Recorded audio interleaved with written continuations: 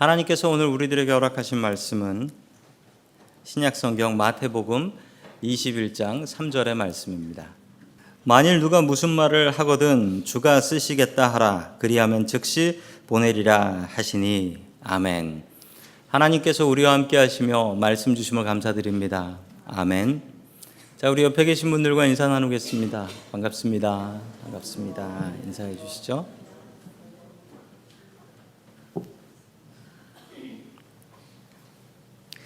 제가 전에 다녔던 교회에 교회 관리하는 집사님이 계셨습니다. 키가 좀 작고 통통하신 분이셨는데 제가 교회에서 일하는 관리 집사님 중에 가장 불친절했습니다. 엄청나게 불친절하고 늘 반말이었고, 게다가 좀 이상한 분이었던 것은 자기 혼자 막 이상한 얘기를 하고 있어요. 저런 분이 교회에서 일을 하고 있나 그런 생각이 들었는데, 제가 다른 집사님을 통해서 이분의 이야기를 들었는데 제가 오해를 아주 많이 했더라고요. 원래 그분이 교회 앞에 있던 거지였답니다. 거지였는데 이분이 왜 거지가 됐냐면 삼천교육대에 끌려갔었대요. 삼천교육대에 끌려가가지고 훈련받고 맞고 죽은 사람들도 있었다라고 하던데 한 6만 명 정도를 나라가 잡아다가 이런 일을 했다라고 해요. 참 안타까운 일이죠. 이분이 멀쩡한 분이었는데 그 삼천교육대 끌려가서 정신 이상까지 오게 된 분이고, 그래서 거지로 살던 분이었습니다. 이분을 너무 불쌍히 여겨서 그러면 교회에서 쓰레기 치우는 일 해라. 그럼 된다. 그러면 먹고 살 수 있다. 그래서 이분을 그 교회에서 쓰레기 치우는 일을 시킨 겁니다. 제가 이 얘기를 듣고 나니 마음이 너무 미안하고, 또 그분을 바라보니 그전까지는 저분은 왜 저래 그랬었던 마음이 완전히 사라지고 사랑의 눈으로 바라볼 수 있게 되었습니다. 그러면서 드는 생각이, 교회가 저런 곳이지. 쓸모없는 사람들 쓸모있게 만들어주는 곳이 교회가 아니던가. 다시 한번 교회가 어떤 곳인지 생각하게 되었습니다. 교회는 그런 곳입니다. 교회는 쓸모없는 사람들이 모여서 주님의 이름으로 쓸모있게 되는 곳입니다. 오늘 모이신 성도 여러분들, 주님께서 쓸모있는 사람으로 만드셨습니다. 주님의 쓰임받는 사람들 될 수 있길 축원합니다. 아멘. 첫 번째, 하나님께서 우리들에게 주시는 말씀은 인생의 주인은 하나님이시다라는 말씀입니다. 인생의 주인은 하나님이시다. 자, 마태복음 21장 1절의 말씀을 같이 봅니다. 시작. 예수와 그 제자들이 예루살렘에 가까이 들어 올리브산에 있는 베파게 마을에 들어섰다. 그때 예수께서 두 제자를 보내시며. 아멘. 예수님께서 지난주에 여리고를 지나가셨습니다. 거기서 2명의 소경을 고쳐주셨지요. 그리고 예수님께서는 바로 예루살렘으로 올라가셨습니다. 왜 예루살렘을 올라간다라고 이야기하냐면 수도기 때문에 그런 게 아니라 진짜 올라가야 됩니다. 그 화면에 보면 그 여리고가 저 바닥에 보이죠? 해수면보다 훨씬 밑에 있는데 마이너스 258m입니다. 예루살렘은 플러스 754m. 그래서 약 1000m 이상을 가파르게 올라가야 되는 길입니다. 예수님께서는 예루살렘 성 들어갈 준비를 하셨는데요. 그 준비로 제자 2명을 부르셔서 명령을 하셨습니다. 우리 21장 2절의 말씀 계속해서 봅니다. 시작.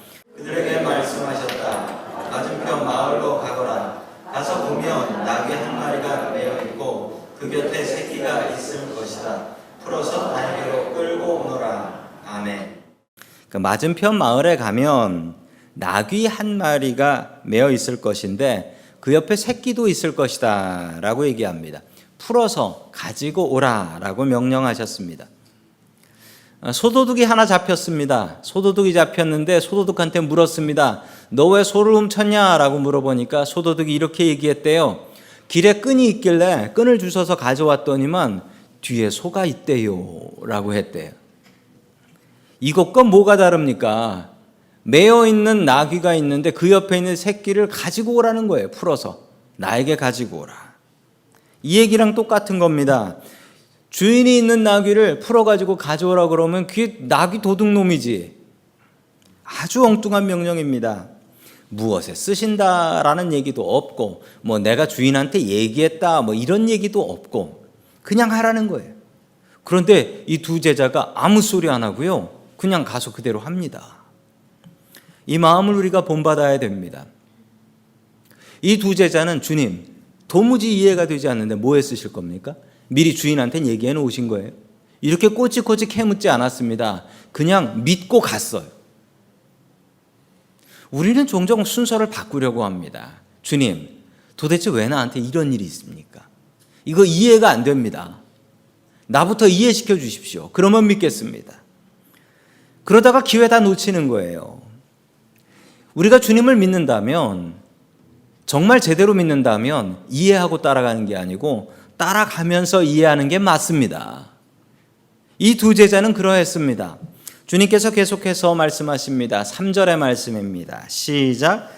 누가 너희에게 무슨 말을 하거든 주님께서 쓰리라고 하십니다 하고 말하여라. 그리하면 곧 내어줄 것이다. 아멘. 주님께서 쓰시겠다 하면 된다라는 거예요. 그런데 이 주님이 도대체 어떤 주님입니까? 이 주님이 도대체 어떤 주님인지, 이 당시의 말이었던 헬라어인 이 주님이라는 말은 아주 유명한 말입니다. 퀴리오스라는 말이에요. 퀴리오스.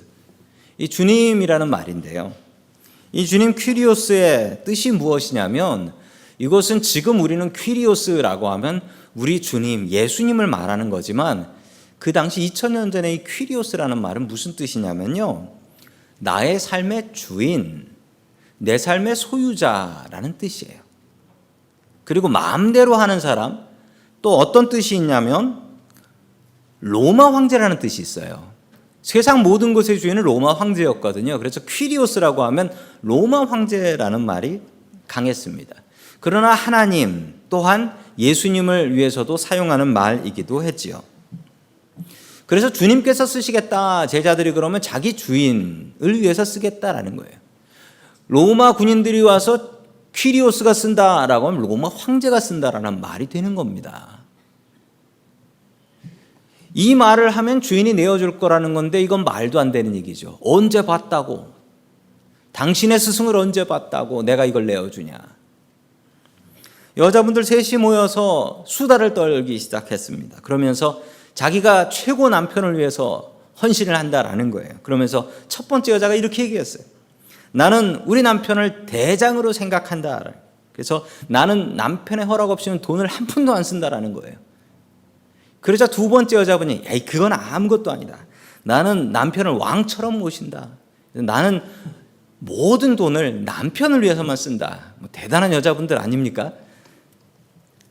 자, 그러자 맨 마지막 여자분이 그건 아무것도 아니다. 그러면서 나는 내 남편을 주님처럼 모신다.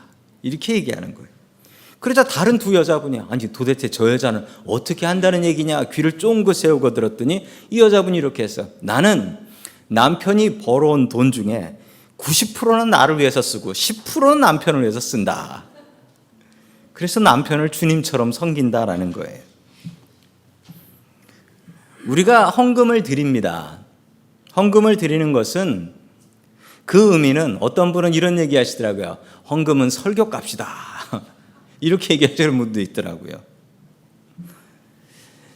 절대 그렇지 않습니다. 우리가 헌금을 드리는 것은 내 삶의 주인이 우리 주님이시다라는 것을 고백하는 것입니다.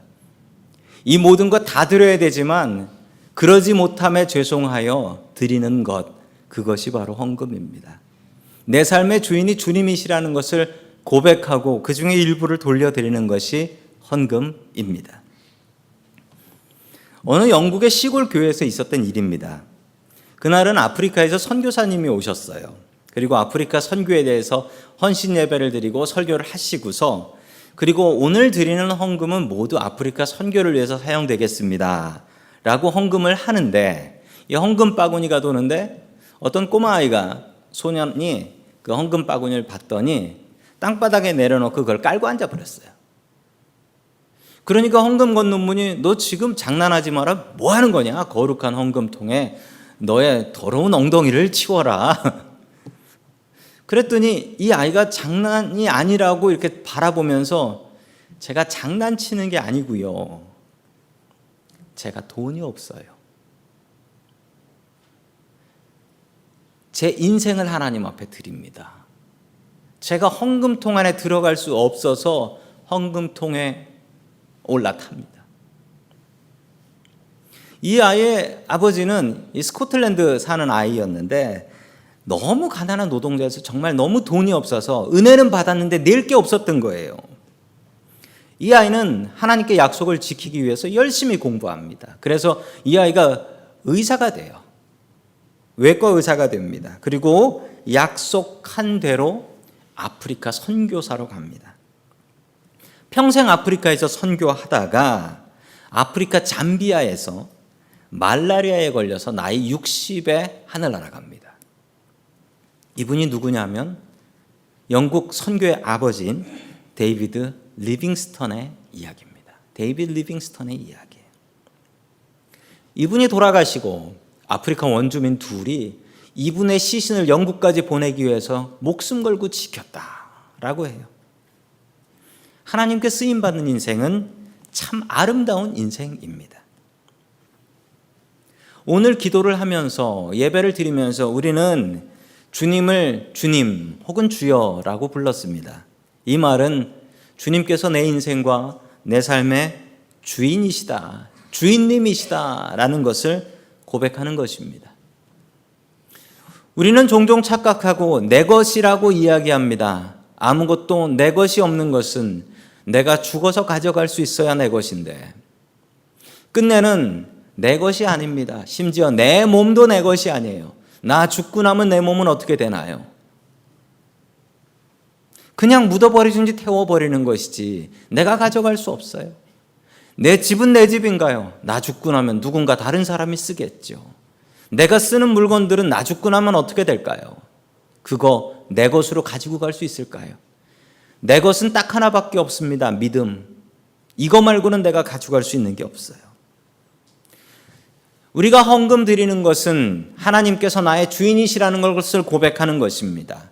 우리가 주님, 주여라고 부르는 것은 내 삶의 주인이 내가 아니라 주님이시라는 것을 고백하는 것입니다. 그 믿음으로 하셔야 돼요. 어떤 아이의 이야기입니다. 4살 때 어머니가 암으로 돌아가셨어요. 아버지가 이 아들을 키웠는데 이 아들은 못된 길로 나가서 못된 길만 하면서 살았습니다. 고등학교 졸업하고 술 마시고 제 마음대로 살다가 패싸움을 했어요. 싸움을 해가지고 감옥에 들어갔습니다.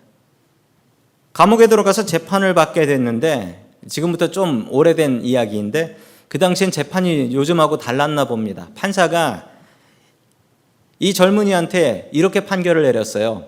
둘 중에 하나 고르라고. 뭘 고르라고 했냐면 너 감옥 90일 갈래? 대학 갈래? 이렇게 고르라고 했대요.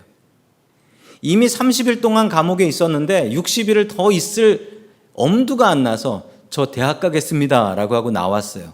그리고 열심히 공부했습니다. 왜냐하면 대학을 못 가면 감옥에 가야 되기 때문에 열심히 공부해서 대학에 갔습니다. 이 이야기는 데니스 샌퍼드라는 분의 이야기입니다. 지금도 살아계시고 80이 넘으셨어요.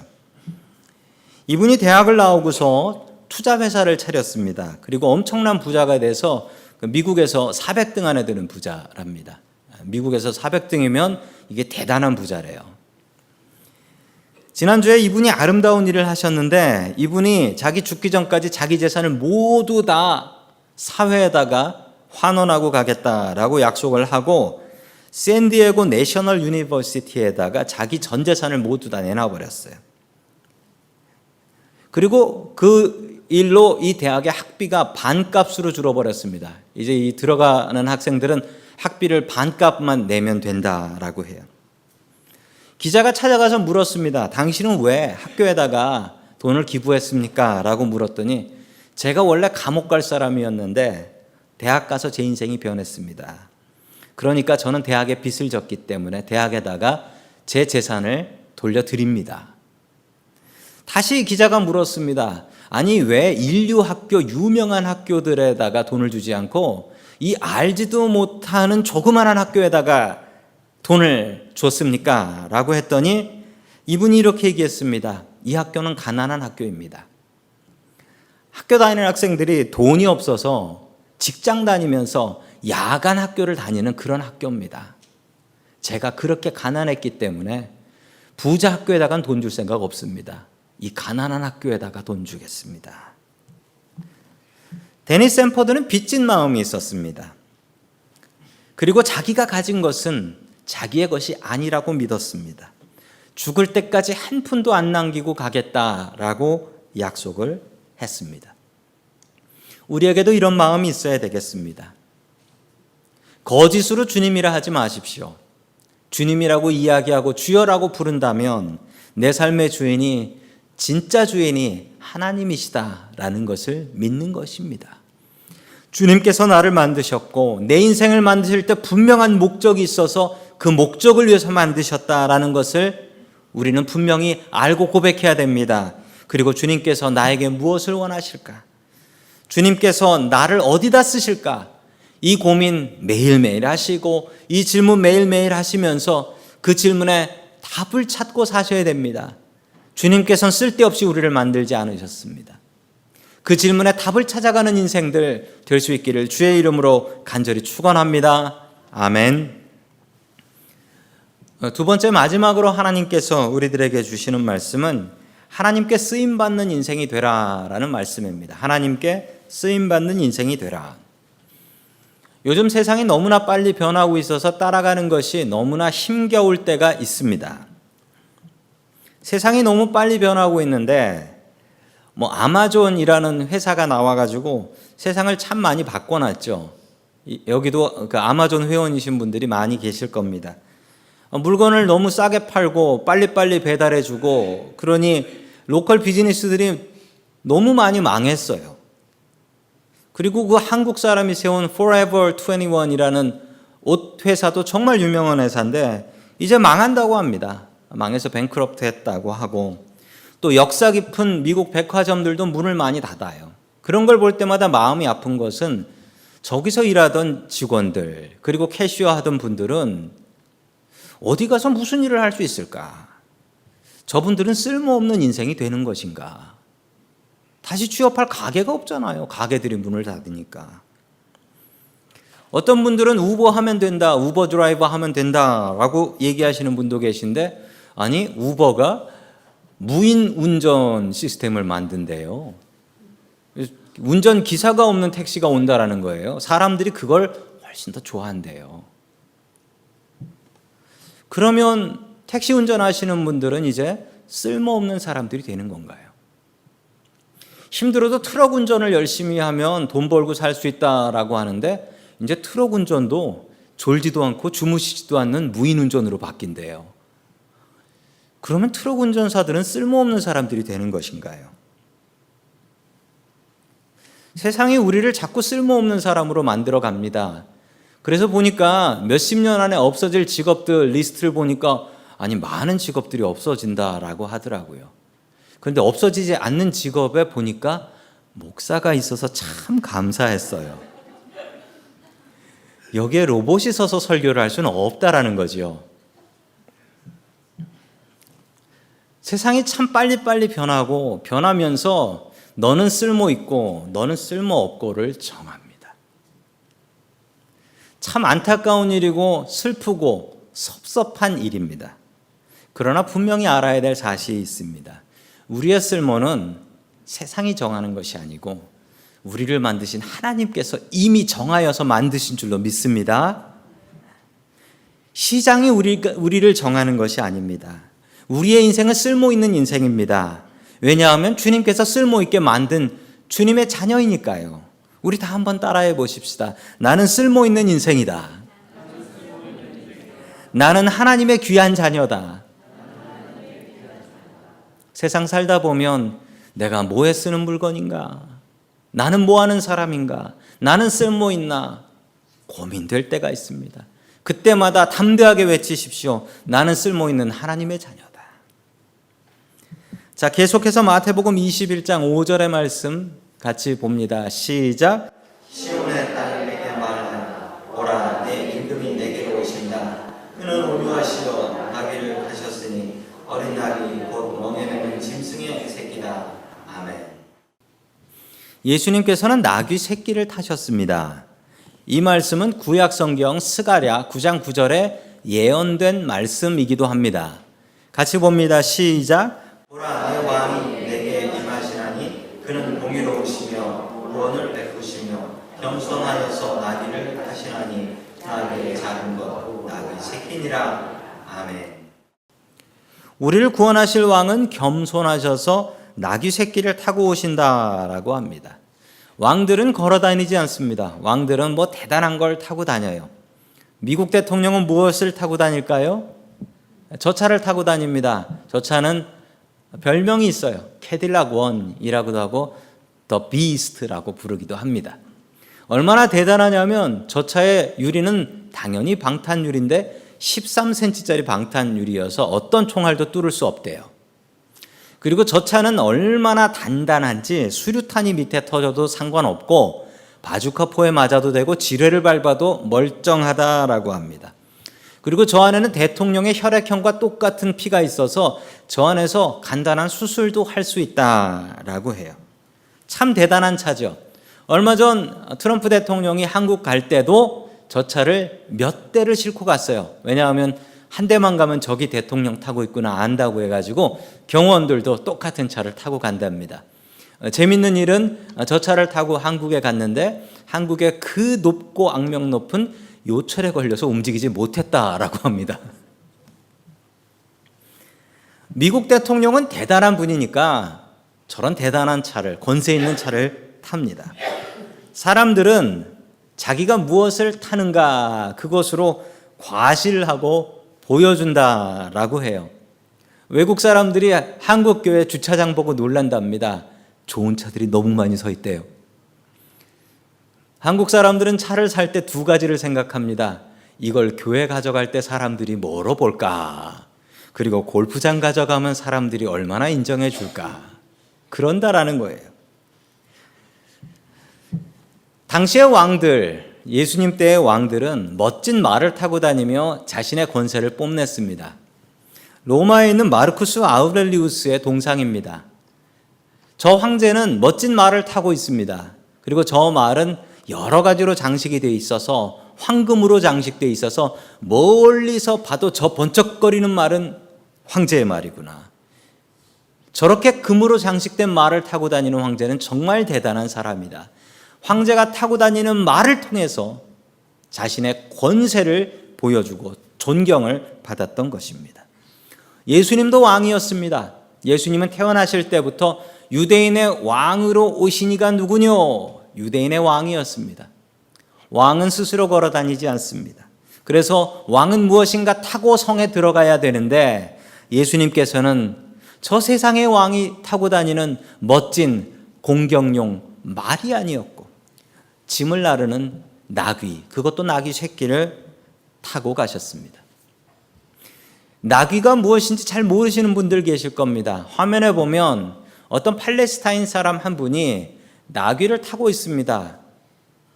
별로 키가 큰 분 같지 않은데 나귀를 타니까 야, 저래 가지고 나귀가 갈 수 있을까? 나귀 불쌍하다라는 생각이 드실 겁니다.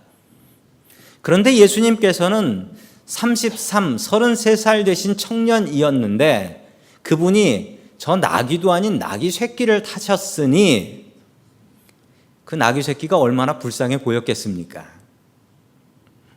게다가 사람을 한 번도 태워보지 않은 나귀라고 합니다. 미국의 로데오라는 경기가 있습니다. 저 말은 왜 저렇게 난리를 피우는 것일까요? 사람을 안 태워봐서 그렇습니다.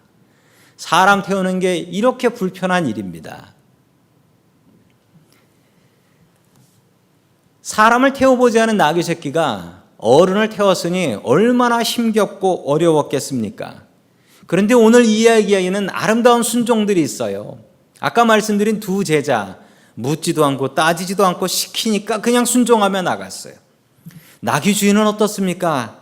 나귀 주인은 아니 누구한테 가는지 어떻게 되는지 돌려받는지도 모르면서 그 말에 순종하며 내어줬습니다. 나귀 새끼의 순종도 참 대단합니다. 어미 옆에 묶여 있었는데 어미 떠나서 한 번도 사람을 태워보지 않았는데 사람을 태우고요. 어딜 가냐면 예루살렘 성 올라가는 언덕이 아주 가파른 언덕이에요. 거길 사람을 태우고 올라갑니다. 너무나 대단한 순종입니다. 나귀 새끼는 분명히 행복했을 겁니다. 주님께서 쓰셨으니까요. 주님께 쓰임받는 사람은 행복합니다. 우리의 쓸모는 세상이 정하지 못합니다. 우리의 쓸모는 하나님께서 이미 정해 놓으셨고 하나님께 쓰임받을 때 우리는 가장 행복한 것입니다. 세상 모든 것이 주인이신 하나님이십니다. 그분이 무엇이 부족하시겠습니까? 그분이 우리의 도움이 필요하겠습니까? 내가 꼭 하나님 도와드려야 됩니까?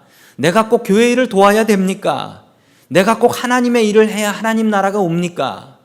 그렇지 않지요. 내가 돕지 않아서 하나님 힘드시면 그분이 하나님 아니지요. 내가 안 돕는다고 하나님 나라 안 오면 그게 어찌 하나님 나라겠습니까? 그러나 중요한 사실은 내가 주님의 일을 하면 그것이 나의 기쁨이고 나의 영광이 됩니다. 나를 써주시는 것에 감사해야 됩니다. 그리고 주님의 일에 참여하셔야 됩니다. 교회 일은 봉사라고 하면 안 됩니다. 봉사는 해도 그만 안 해도 그만이고 하는 사람이 뿌듯한 게 봉사예요. 우리가 종이라면서요. 주님의 종이라고 하면 종이 봉사합니까? 종이 충성합니까? 종은 봉사 안 해요. 종은 충성하는 거지. 종이 봉사한다 그러면 그 종은 미친 종이에요. 우리는 주님 앞에 충성해야 됩니다. 참 훌륭하신 제가 존경하는 목사님 계십니다. 한국에 돌아가신 한국의 사랑의 교회 담임 목사님이셨던 옥하는 목사님이 계세요. 저도 한 번 뵀는데도 참 저분은 훌륭한 분이구나라는 것을 느낄 수 있는 분이었습니다. 후배 목사님이 은퇴하신 목사님, 옥 목사님을 찾아가서 물었습니다. 목사님, 지금까지 목회하시면서 제일 행복했던 순간이 언제입니까? 라고 물어봤습니다. 사람들 많이 모일 때입니까? 아니면 사람들이 목사님 설교 듣고 변화될 때입니까? 그러자 옥 목사님이 이렇게 말씀하셨어요. 난 그런 건 별로 기쁘지 않고 하나님께서 나를 사용해 주셔서 설교할 수 있는 게 너무나 감사해 라고 했대요. 그러자 그 후배 목사님이 다시 물었습니다. 목사님, 교인들 많이 모이고 사람들 변하는 거 안 좋으세요? 그랬더니 옥 목사님이 이렇게 말씀하셨대요. 좋긴 하지. 그런데 그게 내 마음대로 되나? 교인 안 모으면 보람 없고 또 교인 안 변하면 목회 안 할 건가? 그건 하나님께서 하시는 일이고 나는 나 같은 죄인 구원시켜 주셔서 하나님의 일꾼으로 불러주신 것이 너무나 감사하고 행복해 라고 말씀하셨대요. 제가 그 이야기를 보고서 참 큰 깨달음이 있었습니다. 저도 행복의 기준을 바꿨습니다. 주님께서 써주시는 것이 가장 행복한 것입니다. 주님의 쓰임을 받는 것이 가장 큰 행복입니다. 세상이 어떻게 나의 쓸모를 정할 수 있겠습니까? 나를 만든 게 세상이 아닌데 나를 만드신 분이 나를 어디다 쓰시려고 정하신 것이지 어디 세상이 나의 쓸모를 정하겠습니까? 그리고 내가 가장 행복한 순간이 언제냐고요? 나를 만드신 분을 위해서 일할 때, 나를 만드신 분을 위해서 충성 다할 때, 그때가 가장 행복한 순간인 줄로 믿으시기 바랍니다. 아멘. 제가 초등학교 5학년 때 일이었습니다. 저희 반에 한 70명 정도의 아이들이 있었어요. 여자 선생님이었는데 아주 젊은 여자 처녀 선생님이었습니다. 그 선생님이 하루는 아이들에게 질문을 하셨어요. 우리 반에서 제일 빠른 애가 누구냐라고 물어보셨어요. 그러자 아이들이 저 아이가 제일 빠릅니다. 어떤 남학생 하나를 이야기했습니다. 그러자 선생님께서는 그 아이에게 200원을 주시면서 이렇게 말씀하셨죠. 너 학교 앞에 있는 가게에 가서 요구르트 2개 사와라 라고 하셨어요. 이 학생은 그 200원을 붙들고 저희 반이 꼭대기에 있었는데 계단을 타타타타타타 치고 내려가는 소리가 들려요. 그리고 운동장을 그 보도라고 하죠. 거기로 안 가고 대각선으로 가로질러 그 흙, 먼지 가득한 운동장에 먼지를 가르며 대각선으로 뛰어가는데 정말 우사인 볼트 같이 뛰어갔습니다. 그리고 요구르트 2개를 양손에 들고 다시 다다다다다 먼지를 내면서 다시 반으로 올라와서 선생님께 드렸습니다. 저는 분명히 하나는 그 학생 줄 거라고 생각했는데 선생님은 얌체같이 2개를 다 드셨습니다. 그리고 칭찬 한번 하시더라고요. 너 참 빠르다. 그리고 이 학생은 학생 모두의 부러움을 받았습니다. 너 빨라서 좋겠다. 심부름해서 좋겠다. 그 한심한 부러움에 저도 참여했습니다. 나도 달리기나 빨랐으면 저거나 했을 텐데. 그 친구는 얼마나 자기가 선생님의 심부름한 것을 자랑했는지 모릅니다. 겨우 학교 선생님의 쓸데없는 심부름 했을 뿐인데 그토록 자랑을 했어요. 내 도움 하나도 필요 없는 하나님께 내가 무엇인가 할 수 있다라는 것은 정말 아찔한 일입니다. 하나님께 쓰임받을 수 있다라는 것은 정말 놀라운 기쁨입니다. 하나님의 쓰임 받으십시오. 내가 하나님께 할 수 있는 무엇인가가 있습니다. 그 일을 찾으십시오. 나귀 새끼의 복이 있기를 원합니다. 아무 쓸모없이 죽을 수밖에 없었던 죄인을 주님께서 불러주시어 구원시켜 주신 것도 너무 감사한데 내가 하나님을 위해서 무엇인가 할 수 있다는 것은 정말 놀라운 일입니다. 자격 없는 우리들을 하나님의 일꾼 삼아 주셨습니다. 이보다 더 큰 보람이, 더 큰 기쁨이 어디에 있겠습니까? 일꾼으로 쓰임받는 기쁨이 우리들의 삶 가운데 풍성하게 넘치기를 축원합니다. 아멘.